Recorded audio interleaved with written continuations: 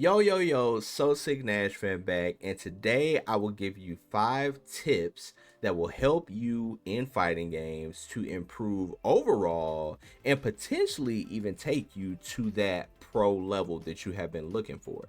Fighting games are not the easiest at all, but there is a simple recipe to them and potentially something you are missing.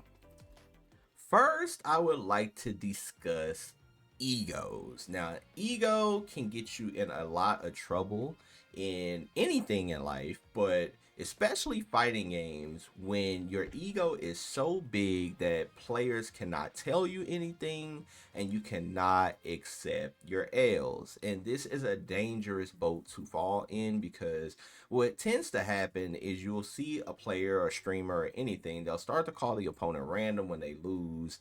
And generally, that is a deflect mechanism because what you are doing, you don't feel like you should have lost because you are this good as a player and better than the player that beat you. So because you don't feel like you should have lost to this player, you're just not going to accept it. So that player must be random. That player must be bad because how could I possibly lose to that player? Well, guess what? That is the wrong mindset to have. It's the wrong mentality to have in general because that player did something to beat you. And instead of all of the complaining, what you should be doing is be happy that that player beat you so you can continue to grow, continue to get better, level up, and actually adjust to what that opponent did. Because when you call your opponent random, it's funny because that is actually a compliment because you're saying that the opponent was so unpredictable that you could not adjust. So why would your opponent play predictable so you can adjust and you can beat them? That doesn't make any sense. So when you call somebody random, it actually doesn't make sense. I think in the FGC they have tried to make that term make sense, but it really doesn't because if your opponent is playing unpredictable, that is a good thing. Like they shouldn't be playing so predictable that you just know what they're gonna do. Like that makes no sense. So I think that when a player does call somebody random, it's just a deflect mechanism because you just don't want to admit that that player outplayed you and beat you, and it's okay to lose. The only way you can get like that is losing. If you win everything, you can't just continuously get like that. You have to be challenged to keep getting better. So that is a very important thing about the ego.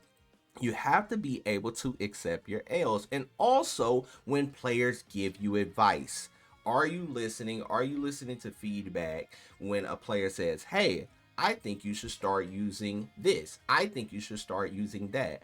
Are you actually listening to those players? Because a lot of times, no matter how high level and how good you are, you can actually listen to other players. It's no time that you should not be listening to other players. And sometimes a player of a lesser skill level than you would have good advice for you. So skill level doesn't even mean anything when somebody's giving you advice because sometimes people see things that you might not see. So it's very good to still listen to other brains, other minds, because they can have some very, very important stuff. And if you just shut off your brain to everybody, like you are literally just hindering your growth. And I actually see this a lot in fighting games. Now, hitting a wall in a fighting game is pretty common at all skill levels. However, a lot of lower level to mid level players hit constant walls and they usually just get stuck there. And they wonder why some of the upper echelon players are able to, push those boundaries, keep getting better, and become some of the best in the world. Well, the problem with that and why most players hit a wall is because honestly, players just do not want to get trained. And what do I mean by not want to get trained? So, let's say, for example, you are fighting a grappler player and you play them in a first to 20. And of course, they have a command grab. Let's say in that first to 20, they never present that command grab. But you are constantly backdashing on wake up, jumping on wake up, mashing on wake up, and they keep hitting you, they keep counter hitting you, and you're just losing all of this damage for no reason because they haven't even presented the command grab.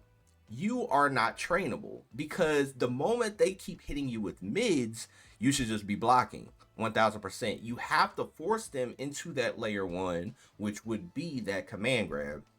If you're not forcing them into the layer one, what are we really doing here? Because a fighting game is about adaptation. It's about players going back and forth. You do this, I do this, you do this, I do this. It's about presenting options back and forth, back and forth. If it is a one-way train, you're just going to consistently lose to that player over and over and over and over. But a lot of lower to mid-level players don't understand that they hit that wall, and they just think, hey, I did not spend $60 to block. Well, even though that is a joke in the FGC, the thing is, a lot of people play like that, where they refuse to be trained by you. They are not going to sit there for your command grab. They're going to mash every time. They're going to jump on wake up. Like, imagine somebody anti-airing you 10 times and you consistently jump at them. Like, you're not even presenting a new layer. You're just giving me free damage because you are going to constantly jump at me. And players that hit this wall literally never go to a higher level just because of this simple mistake that they refuse to be trained. Guess what? It's okay to be trained, and it's okay to sit there and say, oh, you know what? I actually do not need to keep jumping at this individual. They keep anti-airing me. Let me just walk up and see how they react. Guess what? The moment you start walking up, not jumping, and actually pressing buttons, actually dashing at your opponent then has to adjust because, dang, you're not giving me that free damage that you were giving me previously when you were just jumping at me and going ham. You have to be able to be trained in a fighting game. If you cannot be trained, you actually cannot get better at fighting games. Fighting game notes are some of the most important things you can take, whether it be in your phone, an actual notebook, etc., etc. Because some things you will forget in a real match. In a live match, when you're actually trying to adjust to your opponent and literally the match is happening like really fast, like some games are like super fast, so it's really hard to keep up and think about everything that you have trained for at home. And that is like super common to forget, especially if you do not have like a coach in your corner that can actually say, hey, you should be doing this, I'm seeing this, your opponent is doing this, you should step left, step right, etc., etc., right? But if you have your notes where you know player tendencies, player habits, or you just need those mental things like, hey, remember to breathe, hey, remember to drink water, like these little essential things can be the difference maker in winning or losing a set. Because I know a lot of people that do not breathe properly when they actually play fighting games. Like, they hold their breath at certain moments in the match. And practicing good breathing techniques, I know it's on some Demon Slayer vibes, but practicing good breathing techniques is very important in fighting games in general. But keeping those notes, keeping those essential things in your phone, especially because I have the notepad in my phone, of course, where I will write certain things. If there is a certain player habit that I know and, you know, I prepared for top 8 day, hey, guess what? I will have all of those notes in between the match or before the match where I could just look at my phone and be like, hey, I did not remember that. Now I remember this. But guess what? If I didn't have that in my notes, I might just go into that match and wing it and forget everything that I actually had practiced at home. So it's very important to have those notes. And that's why you see some player in between matches, they'll look at their phone. Who knows what's on their phone? It could be a text message from somebody at home watching the live stream telling them, hey, you're tripping, lock in, you know, but you don't know these things. But a lot of these players have very essential notes in their phone. Either it could be a character matchup that they forgot that this was punishable. Now they remember because they looked at their phone. So I think character notes and just player notes in general and those little essential things like breathing, water breaks, stuff like that are super, super important. And it could be the difference maker, like I said, in winning a whole event. Like I said, I've seen some people lock in after looking at their phone and they have won full tournaments. So keep that in mind to use like notes, especially if you just play even online. Like, use like notes to help you and guide you to victories. And also on days where you are playing good, make notes of what was working And when things are going bad, make notes on things that were going bad. That way, if this happened on Monday, when Tuesday comes, you can actually have a list of notes and things to practice going forward in your fighting game journey. Now, what is the difference between playing to win and playing to learn? Because they are two different things. Generally, when you are playing to win, it should be like in a tournament setting, somewhere where you are actually playing for some type of stakes. If stakes are not on the line, if you are playing online, you're playing in casuals, etc., you should always be playing to learn.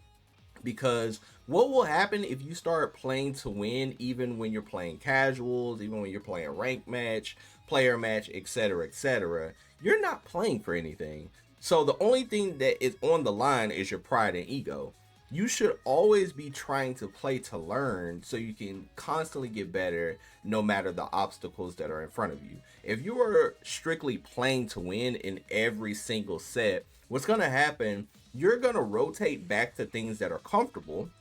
And I see a lot of like newer players and intermediate players fall into this trap where they default to things that are super comfortable to them because they provide wins in a setting that is not realistic. And what I mean by that is if you are playing ranked and you know that this one tactic can work on this player, then you play rank and you fight another player that's way better, and you keep defaulting to those same things that worked in your previous match, you're just gonna lose and you're not getting better because you are falling into a flowchart. You are falling into that autopilot mindset where you're just going to default to whatever is comfortable to you because you haven't practiced any other situations because you never had to. And that is the problem with playing to win. A lot of players are used to winning a certain way. For example, in a Samurai Showdown, you're used to throwing somebody so much, then when you fight the top players that are way harder to throw, you start whiffing throws and you start taking all this damage, and you can never break out of that cycle of still trying to throw them because that is what you are used to. And that is playing to win because you know, hey, I can get away with these throws. But what happens when you fight somebody that does not allow those same throws? You start to lose. But if you are playing to actually learn and get better, you will start setting goals for yourself. Hey, guess what? This round or this fight, I'm not going to throw you. Hey, for the next 5 sets, I'm not going to throw you because I'm just going to learn how to beat you with just buttons because you are actually conditioning yourself to play in a different way. And a lot of players are not comfortable. That's why they constantly default back to what makes them comfortable. But the problem with playing to win, especially when you're playing online, casuals, etc., you start hindering your own growth and you don't even see it. Because people that actually play to get better, they learn so many new things in one day versus you that you queue up and you didn't learn anything because you used everything that you've been using for the previous month, and you are just literally not getting better. Monday, Tuesday, Wednesday, Thursday, Friday, you're staying at the same level when even though that person that might be trying all of these new strategies, all of these new little tactics, they might be losing. But guess what? They're still getting more growth and more value than you doing the exact same thing that you're doing Monday through Friday because they're learning things. So all of those L's that they are taking because they are still practicing, those L's are going to turn into W's, and all of those short-term W's that you are getting are going to turn into L's. Sad story.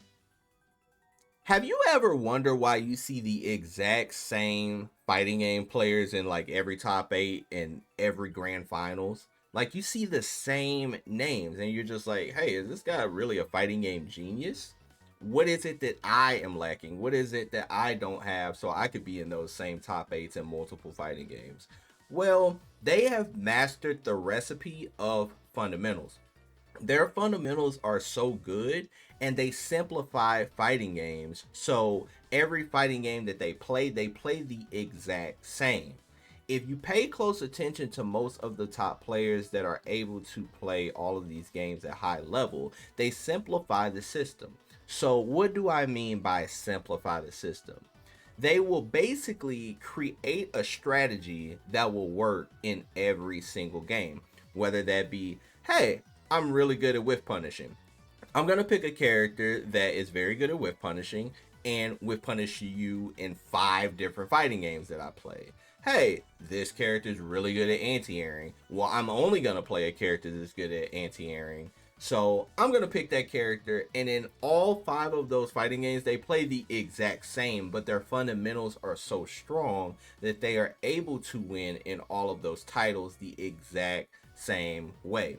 And when you simplify these games, anybody can actually do it. It still takes a lot of practice and a lot of playtime, but once you master it, any fighting game you want to play, you can just get on and play at a high level. So if you want to play the 2XKO, if you want to play the Street Fighter, if you want to play the Tekken, if you want to play the Grand Blue, all of these games have a similar recipe that once you unlock that, you are able to win in any game you touch. It doesn't matter. So you have to find out what works for you, of course, because every player has something that is their strong suit. My strong suit, I'm very good at reading my opponent.